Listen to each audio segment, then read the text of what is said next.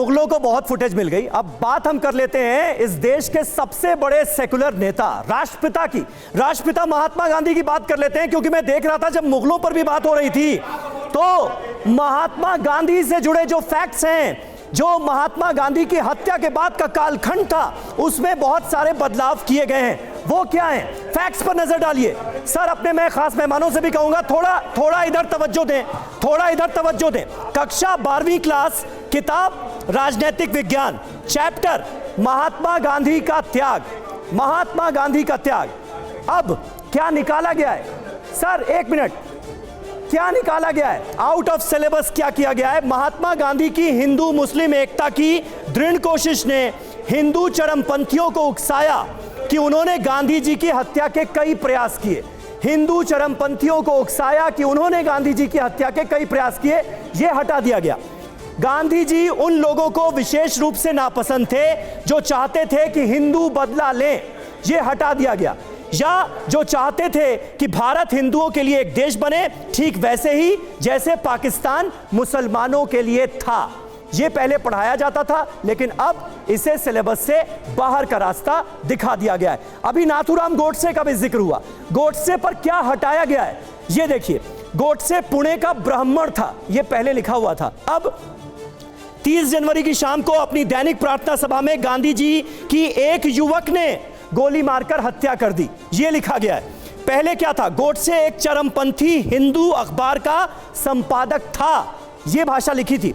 आत्मसमर्पण करने वाला हत्यारे का नाम नाथूराम गोडसे था, अब यह लिखा गया है। तो कुल मिलाकर जो बदलाव किए गए हैं वो हमने आपके सामने रख दिए। और मैंने एनसीईआरटी के डायरेक्टर डीपी सकलानी से यह सवाल पूछा था कि नाथूराम गोडसे गांधी जी का हत्यारा था, उसका आरएसएस से एसोसिएशन था और गांधी जी की हत्या के बाद आरएसएस को बैन किया गया था, मतलब यह आरोप लगाकर कि उसका आरएसएस से एसोसिएशन था। क्या अब भी यह पढ़ाया जाएगा? इस सवाल पर उनका जवाब भी आपको सुनाते हैं, पहले वो सुन लीजिए। जो एक्सपर्ट ने कहा हटाना है वो हट गया है। आज जो हट गया उसको क्यों पढ़ा जाएगा दोबारा? वो क्यों पढ़ा जाएगा दोबारा? अगर वो एक्सपर्ट ने कहा हटाना है तो हट गया ना, वो तो नहीं पढ़ेंगे। कोई जरूरी है कि किताब में सब चीज पढ़ानी है छोटे बच्चों को? जिसको पढ़ना है अलग से पढ़ सकता है, बहुत सारा लिटरेचर अवेलेबल है। जानने का सोर्स क्या ये किताब ही है क्या? इतिहास से कौन हटा सकता है? और बड़े लेवल पे पढ़ लेंगे। तो देखिए, कुल मिलाकर आरएसएस को लेकर जो बात कही गई थी, आरएसएस बैन को लेकर जो बात कही गई थी, अब वो सिलेबस का हिस्सा नहीं है। यानी गांधी जी की हत्या के बाद का जो कालखंड था, उससे जुड़ी कई घटनाएं और उनका तस्करा जो था वो अब हटा दिया गया है। सुधांशु जी, इसके पीछे क्या रीजन है? जब हम ये नहीं बताएंगे कि गांधी जी की हत्या के बाद किस पर आरोप लगे, आरएसएस को क्यों बैन किया गया और फिर बैन हटाया भी गया, 18 महीने तक बैन था लेकिन उसके बाद हटाया गया, जब हम यही नहीं बताएंगे कि आरएसएस को बैन किया गया था, तो फिर ये कैसे बताएंगे कि बैन हटाया गया? देखिए, यहां पे मैं बात बहुत ईमानदारी से कहता हूं जी, किसी भी विषय को आप किस रूप में प्रस्तुत कर रहे हैं जी, कि नाथूराम गोडसे हिंदू था और ब्राह्मण था, ये कहने का क्या मतलब है? इसका मतलब तो ये वो बता रहे, ये कौन सी नीति है? मुझे याद है, वो तो हमारी मेमोरी की बात है।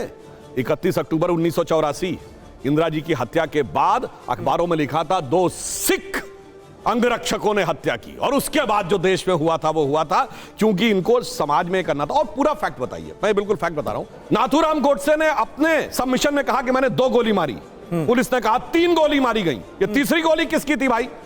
और वहां पर 2 और अखबार थे जिनको कि ये लोग बहुत इंपॉर्टेंट मानते हैं, संयोग से एक विदेशी और एक भारतीय था, द हिंदू और न्यूयॉर्क टाइम्स।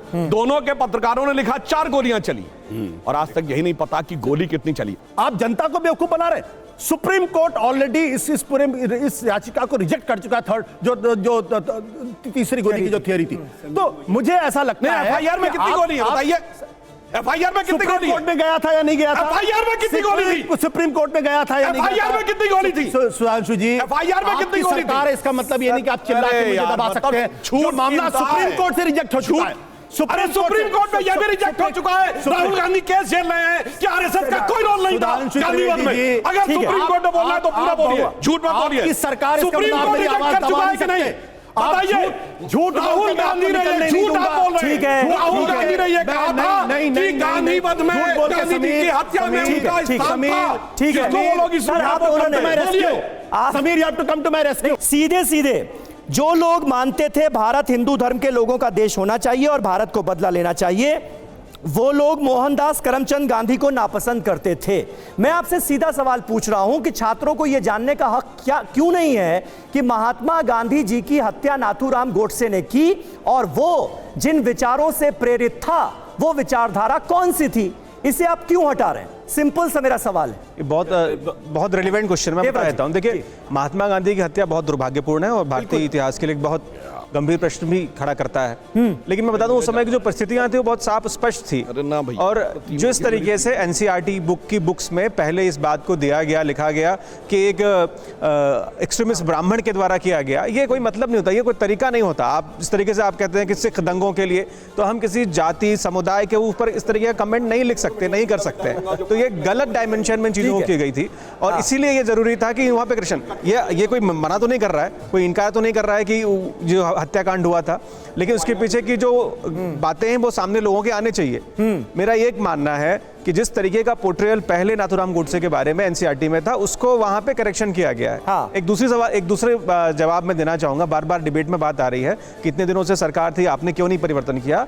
2000 में जब सरकार आई थी, वाजपेयी जी जब प्रधानमंत्री थे, 2004 में एनसीईआरटी की किताब को सारा सिलेबस जो है वो किया गया। आदरणीय शशि चंद्र मित्तल जी थे और प्रोफेसर माखन लाल थे, रिराइटिंग की गई और 2004 में पब्लिश होकर के पब्लिक डोमेन में आई। और जैसे ही 2005 में सरकार आई और तुरंत ही उन्होंने उस किताब को बैन करके स्क्रैप कर दिया और दोबारा उस किताब को नई किताब छपी गई। आप कह रहे हैं रेगुलर प्रोसेस फ्रेमवर्क 10 साल के लिए है। ये 2020 में दोबारा से एनसीएफ आया है, उसके बाद का एक्साइज है, तो इसमें रेपिटेशन को खत्म करने की बात की गई है। मुगल का इतिहास को हटाया नहीं गया है सर। जो पोर्शन ऑलरेडी पढ़ाए जा रहे हैं, 7th में भी है, 12th में भी है, आप क्राफ्ट हिस्ट्री को देखिए, बाकी जगह देखिए, दूसरे चैप्टर्स में मुगल हैं, अभी भी मौजूद हैं। हम इतिहास को नहीं बदल रहे, हम सही ठीक है। मुगलों का तस्करा तो हमने कर लिया, लेकिन आरएसएस पर क्या क्या हटा? सुधांशु जी इस वक्त हमारे साथ क्योंकि मौजूद हैं, जल्दी से दिखा लेते हैं कि आरएसएस को लेकर क्या कहा गया था और अब आरएसएस को लेकर क्या ऐसी चीजें हैं जो हटा दी गई हैं। उसकी एक डिटेल आपको दे देते हैं, फिर जल्दी से सुधांशु जी का रुख करेंगे। कक्षा 12वीं क्लास, किताब राजनीतिक विज्ञान, ये वो किताब है जिसके कुछ चैप्टर्स हटाए गए। गांधी जी की मृत्यु का देश में सांप्रदायिक स्थिति पर बड़ा असर हुआ, इसे आउट ऑफ सिलेबस कर दिया गया। भारत सरकार ने सांप्रदायिक नफरत फैलाने वाले संगठनों पर नकेल कसी, ये अब नहीं पढ़ाया जाएगा। आरएसएस जैसे संगठनों पर कुछ समय के लिए प्रतिबंध लगा दिया गया, ये कहा गया था पहले जो टेक्स्ट बुक थी, लेकिन अब उसमें ऐसा नहीं है। अब इन लाइनों को हटा दिया गया है। सुधांशु जी, इसका रीजन क्या है? देखिए, सवाल पूछे कि आरएसएस के बैन लगा था या नहीं लगा, सिर्फ इतना सवाल पूछिए बस। नहीं, वो तो इतिहास है, वो तो लगा था, 3 बार लगा है। बैन कोड में औंधे मुंह गिरा था कि नहीं, ये बताइए। 3 बार जी लगा, 47 में भी, 75 में भी, 92 में, तो 30 दिन में प्रूव नहीं कर पाए ट्रिब्यूनल के आगे। पटेल ने लगाया था, मतलब आप गलती में ओवरटेक करेंगे, चालान पड़ाना चाहिए। सरदार पटेल ने लगाया था बैन। आप देखिए, सरदार पटेल ने लगाया था ना। सरदार पटेल ने हटाया भी था। सरदार पटेल ने क्यों बैन लगाया था? सरदार पटेल ने क्या क्या लिखा था इसके बारे में पता है? वो कह रहे हैं सरदार पटेल ने लगाया था भाई, वो मान तो रहे हैं। एक मिनट, अरे भाई, सुधांशु जी बोलिए जल्दी से।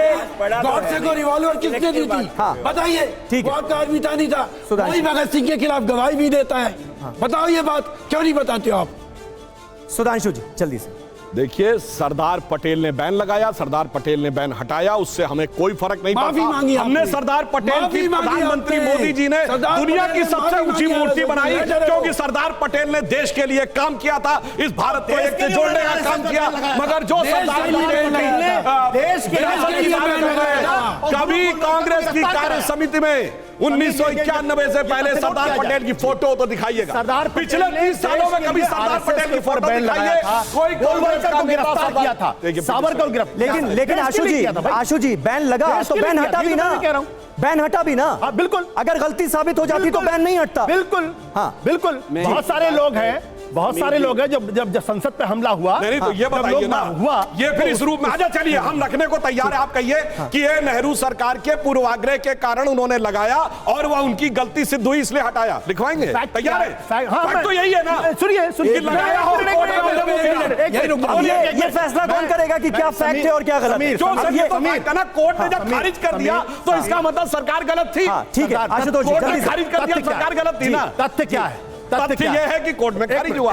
सुन लीजिए, तथ्य क्या है? ये गलत है क्या ये? जब गांधी जी की हत्या हुई उसके बाद हिंदू महासभा, सावरकर को गिरफ्तार किया गया, आरएसएस के ऊपर बैन लगा और उसके साथ साथ गोलवलकर को गिरफ्तार किया गया।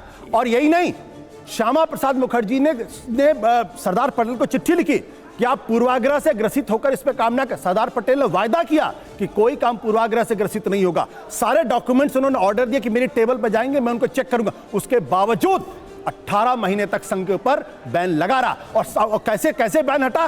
कहा गया भारत के संविधान को मानना पड़ेगा, तिरंगे को सलूट करना पड़ेगा और अपना संविधान लिखना पड़ेगा। कहां लिखा है? इस शर्त कहां लिखा है? झूठ मत बोलिए। कहां लिखा है?